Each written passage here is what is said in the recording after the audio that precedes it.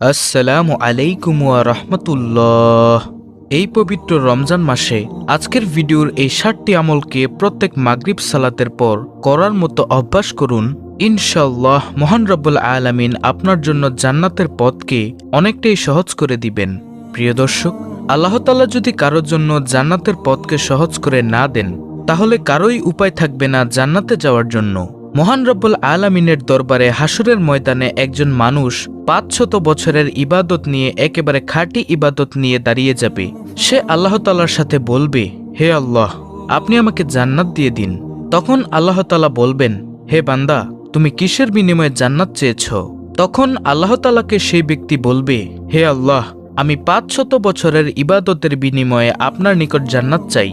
আল্লাহ তাআলা বলবেন, হে বান্দা, তুমি কি জানো না আমার করুণা ছাড়া কেউ জান্নাতে যেতে পারবে না? তখন সেই 500 বছরের ইবাদতকারী ব্যক্তি বলবে, কিসের করুণা? আমি জান্নাত চাই।